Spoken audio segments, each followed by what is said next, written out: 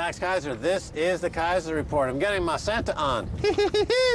Hey, why are we here? What are we doing? What's going on? Stacy. Max, we are in Pensacola, Florida, and we are here to witness the birthing of the Democrats. And we happen to be here in Pensacola, Florida, when NBC News was running a special about their exclusive. They had anonymous sources, two anonymous sources in the CIA that said it was Putin himself that had hacked and directed the hacking of the DNC, and in a very long, convoluted way. He had such a master plan, such a master chess plan, that he knew that hacking the DNC would result in Trump winning. Yeah, well, you know, it's the hip bone connect to the leg bone connect to the toe bone connect to Putin. He's behind the whole thing. It's a Rube Goldberg crazy, wacky mousetrap machine constructed by mainstream media to justify their own narcissistic lunacy. Well, this is what Frederick DeBarris suggests is the Beltway media, the mainstream media, the Democrats, the liberals, Keith Olbermann in his own unique... Oh, yeah, Keith Olbermann. I mean, this is the guy who has come out of the basement suddenly like a bad mushroom trip to castigate and excoriate the mad Russians who have taken over. I remember in the 60s, there was that film, It's a Mad, Mad World, I think it is, where the Russians are invading or coming out of there. There's a Russian in every teapot. It's crazy. Well, he calls them Russian scum. This has been nonstop. You know, the liberals, progressives are usually saying, you know, they're very anti-racist, they're anti-xenophobic, they're anti-sexist, they're anti-LGBTQ, anti-people. And so they say they're against discrimination, but they've gone full xenophobia, like Keith Olbermann. Yeah, how is this not bigotry? How is what he's saying not bigotry? He's just calling out Russians in a bigoted way. I mean, but how is it not just a case of, like, bigotry? So, yes, we're talking about that. It's called xenophobia. Xenophobia when you're against a particular nationality. So he is calling people Russian scum. Let's cut to a little clip here. There is no time for a full review or a measured analysis or recommendations to prevent interference in our future elections, because permitting Donald Trump to assume the office of president reduces the chance that we will have any future elections. The nation and all of our freedoms hang by a thread, and the military apparatus of this country is about to be handed over to scum who are beholden to scum, Russian scum. Also prominent opinion makers, let's call them Democrats, liberals, progressives, whatever you want to say. One guy who goes, you know, he has his little blue tick from Twitter. Twitter confirms that he's a legitimate, hey, like this guy, this sounds like Keith Olbermann, this bird squawking. This guy was saying that Russia has never given us anything and we shouldn't even listen to them. The only thing they've ever given us are Fabergé eggs and, pogroms, okay? So Jeet here had tweeted in response, I mean, really, aside from defeating Nazism and liberating the death camps, what have the Russians ever done for us? I said, and all those lame works from Russian scum like Dostoevsky, Turgenev, Chekhov, Gogol, Pushkin, Tolstoy, Gorky, Nabokov, Solzhenitsyn. But then I ran out of space characters on the tweet to even put any more. Yeah, you know, I mean, they did win World War II, basically. That's something that the U.S. likes to overlook. But this whole anti-Russian meme being picked up by these ex-mainstream media types and running with it is quite embarrassing, actually, I think, is the word one would come up with. Well, let's talk about it, because it is Marcus finance scandal.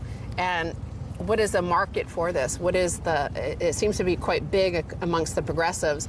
But what Frederick DeBarris says in this headline, The Birthing of the Democrats, you may argue that the Democrat conspiracy theories are true and the Republican conspiracy theories are false, but you cannot honestly argue that only one party now uses conspiracy theory as a central part of its political messaging.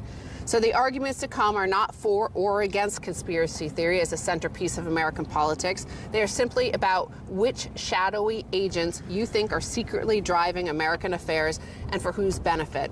I can't imagine a better symbol of the stumbling, mortally wounded superpower that we are. Two establishment parties, paranoid and raving, convinced the world is out to get them, defensive, McCarthyite, deranged. So both parties have gone full crackpot. Well, you know, this was all seething under the surface for years. So this is what I like about the idea of a Trump presidency, is because he's like, you know, turn the Etch-a-Sketch upside down and give it a good shake and start all over again.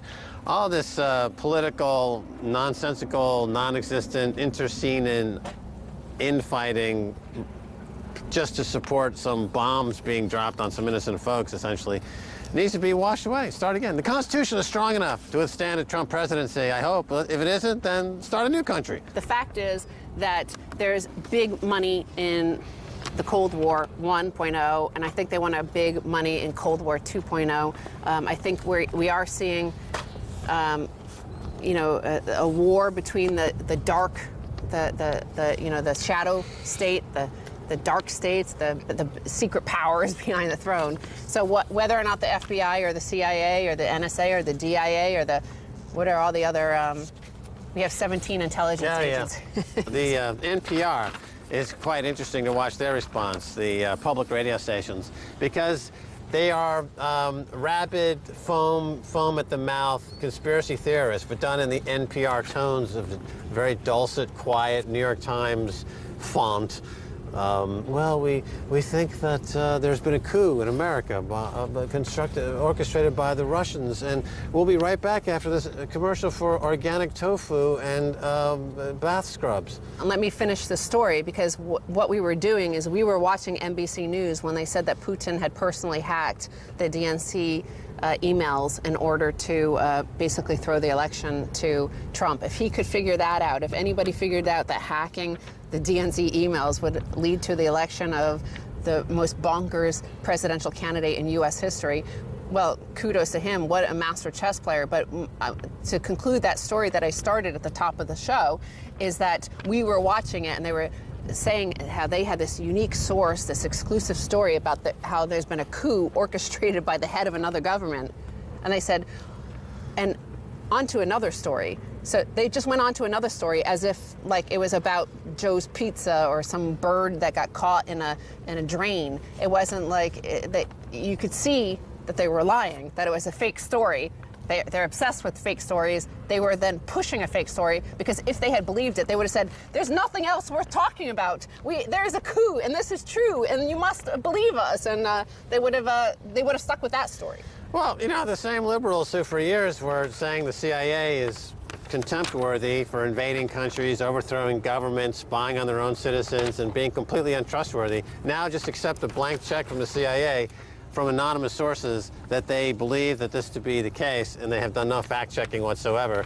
And what happened? The George Clooney's of the world have basically discredited themselves beyond what one could believe they could have discredited themselves. Yeah, the previous administrations with George Bush, with the liberals all were against, and the liberals were against all the hoax of the yellow cake and WMD and all that sort of stuff, and Halliburton and Cheney and all of the big money that was made by Raytheon and all of the big defense contractors. That's what you have to look for, is what will be unique about this hoax, this new conspiracy theory, this new you know, Cold War. There will be big money in it. Those guys, all those tech giants who gathered around Trump, looked like they were seeing the writing on the wall that they wouldn't be making much money, because all their faces looked quite glum. But I want to turn on to another headline here, and this kind of can indicate to you where the future might go, or where Putin thinks he might go. And you remember, this guy is the most genius person on earth, the master chess player he, according to the New York Times, not only did he rig this election and choose Donald Trump years ago, this buffoon who presents The Apprentice, he managed to get millions of Americans to vote for him. He overthrew Renzi. He got the Brits to exit the Eurozone. Like, this guy is a genius. And look at this headline. Russia gold buying in October is biggest monthly allocation since 1998. Russia gold buying accelerated in October, with the Russian central bank buying a very large 48 metric tons or 1.3 million ounces of gold bullion. This is the largest addition of gold to the Russian monetary reserves since 1998 and could be seen as a parting gift by President Putin to his rival, ex-president, President Obama. Well, I think this is the new Cold War in action in the financial markets, because Russia is buying a lot of gold, because they see the collapse of the fiat currency system. At the same time, in the West, in the U.S. and on Wall Street, they are pumping this market with lots and lots of fake paper contracts to suppress the market. And we saw that story that just came out recently about the silver price manipulation confirmation, that the price is manipulated, issuing out naked short sales and fake bogus futures contracts. And that's right where this war is taking place right now. It's in the precious metals versus fiat money currencies. It's happening right now. And I've always suggested that Russia should be buying as much physical gold as possible. Okay, well, let's go back to gold because, of course, everybody in the U.S. is obsessed with this notion of fake news, and it's only fake news that must be turning the population against their legitimate news, their legitimate opinions. You can't possibly find any other real information out there but that which we impart upon you. And here is why he's afraid, why he's buying gold. Apparently, according to this news, is concerns about systemic risk, currency wars, and the devaluation of the dollar, euro, and other major currencies has led to an ongoing diversification into gold bullion purchases by large creditor nations, central banks such as Russia and China. The key phrase there is creditor nation. Yeah. The U.S. has close to $20 trillion in debt, and they're going to have to pay that off either one of two ways: default on the debt or start selling, sell Alaska to Russia for $1 trillion. Sell Florida to Israel for $500 billion. They'll relocate Jerusalem to Miami. Let's make some deals. Let's make some deals. But also, in the last 30 seconds here, but also I want to say that this is the real fake news story, is the fake currencies. We've seen it in India. We've seen it in Venezuela. We've seen nations just deciding to get rid. Yes! Price precedes news. Fake prices precede fake news. What's not fake is that we're coming back after the break with more real news. Stay right there.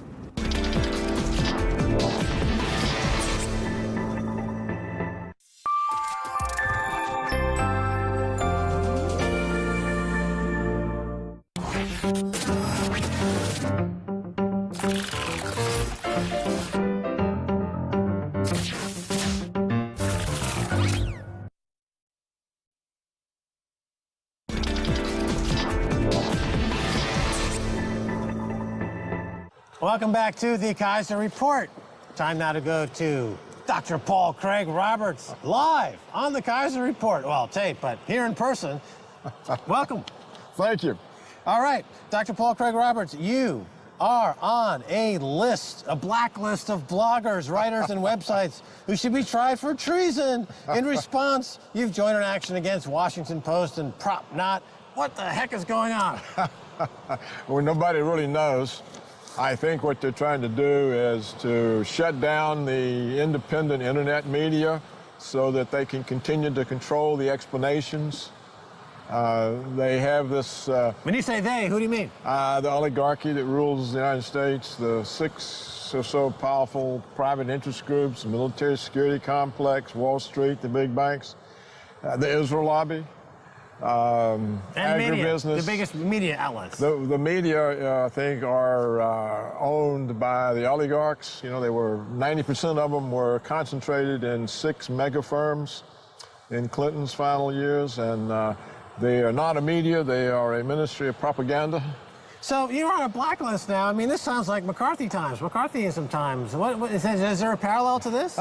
I think it's worse than McCarthyism, Max, because I don't think it's really directed at us, it's directed at Trump. And I think what they're trying to do is to prevent him from becoming president. Because his determination, if we believe him, that he wants to get along with Russia, and he's not in favor of all this conflict, and he's doubtful about NATO. This is a huge threat to the military security complex. Yeah, that's a lot of dollars. I mean, you were in Washington. You were Assistant Treasury Secretary in the Reagan administration. You've seen how the money is spent. So we're talking about some severe pay cuts. He's already tweeted about how he would cut back on Air Force One, cut back too much spent on different, projects. I mean, he's looking to cut some fat. Is there a lot of fat to cut? Well, there's approximately $1 trillion annual budget for the entirety of the military security complex. And you have to remember, you know, Eisenhower warned us, what was it? It must have been over half a century ago, about the power of the military-industrial complex, he called it. Of course, they've had another half century to get institutionalized, and what's important to them is having a major enemy. So we had the Soviet Union all during the Cold War. Now when Reagan and Gorbachev wound down the Cold War and then the Soviet Union collapsed, they lost their major enemy. They didn't have one, so they went to work creating the Muslim threat. But the Muslim threat isn't a big enough of an enemy. It kind of played itself out after the Osama bin Laden funeral at sea. That was kind of the climax to that, and then not much more left in that story. So they had to recreate the Russian threat, and so we've had now, what, about 3 years of the worst kind of propaganda and lies. None of it has any evidence. And they've demonized Russia, they've demonized Putin, and so they're trying to recreate the dangerous threat that protects their hold on money and power. It's not just the money, Max. They have tremendous power. And for them, they're already overflowing with money. I think the power is even more important. So that's what's at stake. And Trump, they see, is a threat to this. And so what we're witnessing essentially a coup against the president-elect to prevent him from taking office. Now, you're just filling in so many details here, and I want to unpack this a little bit to give folks some background. I mean, so you were in Washington during Cold War I. How was it different this time? And then we'll get into how this coup potentially could take shape. But how is it different than Cold War I? Well, in Cold War I, every president that I can remember was working to reduce tensions with the Soviet Union. You know, we had Kennedy working with Khrushchev to handle the Cuban Missile Crisis and to pull out the American missiles from Turkey. We had Nixon. He gave us SALT I, you know, the Strategic Arms Limitations Treaty I. He gave us the Anti-Ballistic Missile Treaty. Carter gave us SALT II. Reagan gave us the end of the Cold War. So they were always trying to reduce the tensions. But what's happened with Obama is this massive increase in tensions. The tensions, I think, are higher than ever before. I mean, if you are the Russian government and you sit every day and you see new lies told about you, you wonder, what is this all about? And then missiles on your border, all this NATO threat, maneuvers, threats, accusations. It's very destabilizing. Help me to understand something, because, okay, Cold War I was at the end of World War II, where Russia was emerged from World War II as a powerful nation that America feared, and they had atomic weapons, and, you know, we went into this period where there was competing systems, you know, communism versus capitalism. You know, it was kind of a vestige of World War II, and then, as you point out, the statesmen de-escalated. They worked to tone it down and to bring back more of a peaceful world environment. But here, as you point out, they just decided to pick kind of Russia because they ran out of enemies, and they've escalated it without foundation. There's no foundation for this. Right. It's all made up. And that's why they're trying to shut down the alternative internet media, because we tell the truth. And you have to understand what's happening in the United States is no one trusts the New York Times, the Washington Post, CNN, none of the TV. They don't have any credibility, and so the oligarchs are losing control over the explanations to people like me on the internet, right, to Counterpunch, right, to all the sites.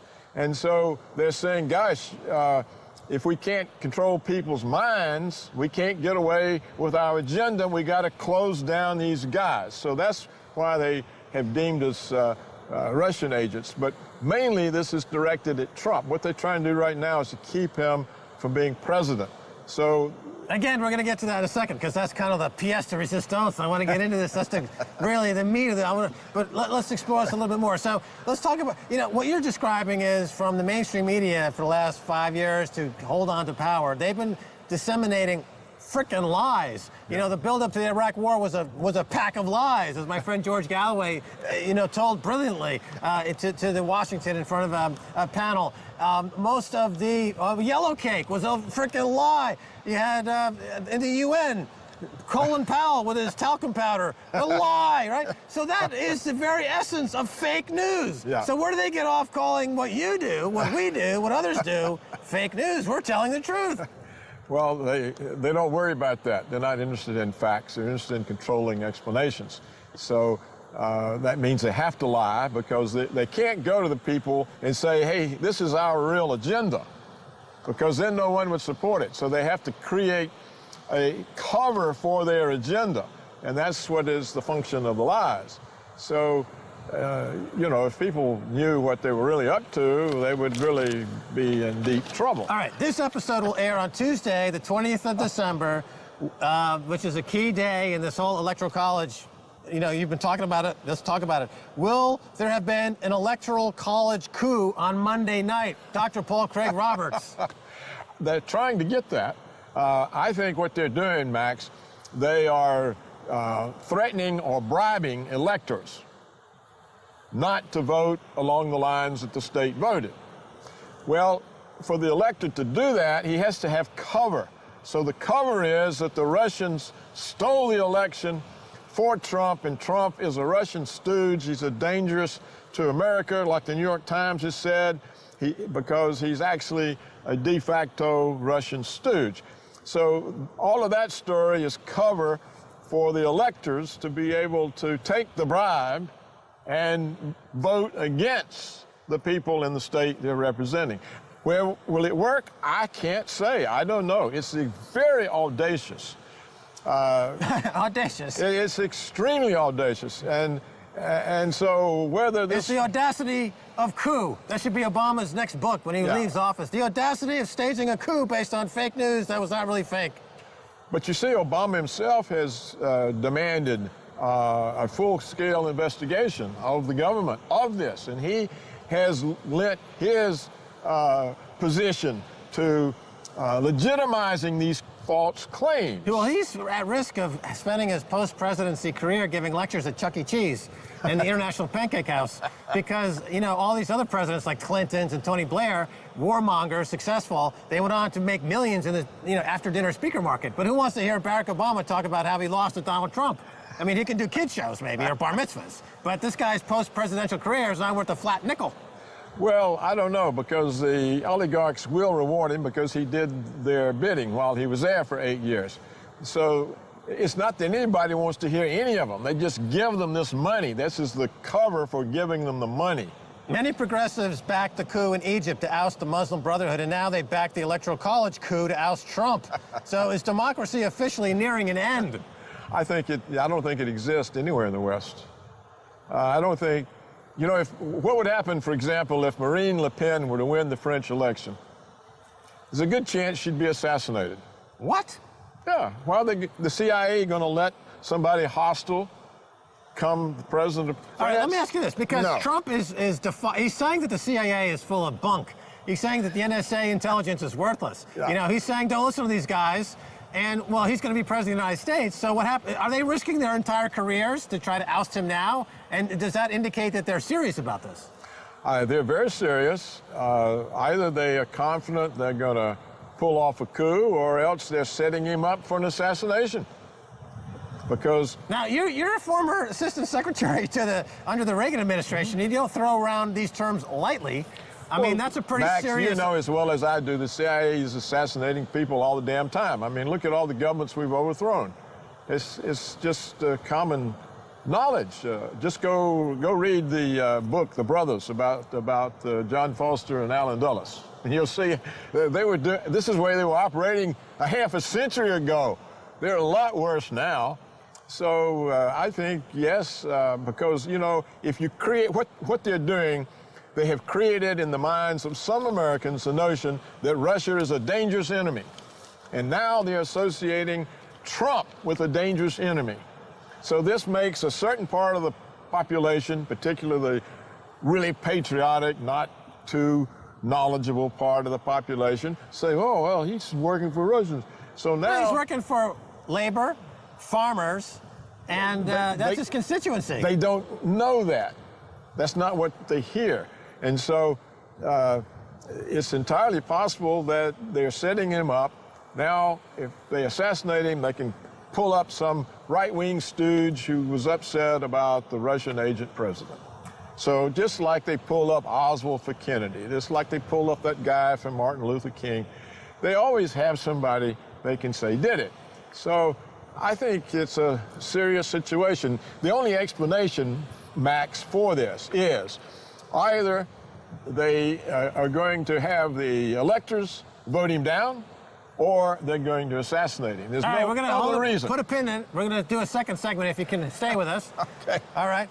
That's going to do it for this edition of the Keiser Report with me, Max Keiser, and Stacey Herbert. I'd like to thank our guest, Dr. Paul Craig Roberts. You can follow us on Twitter at Keiser Report. Until next time, bye, y'all.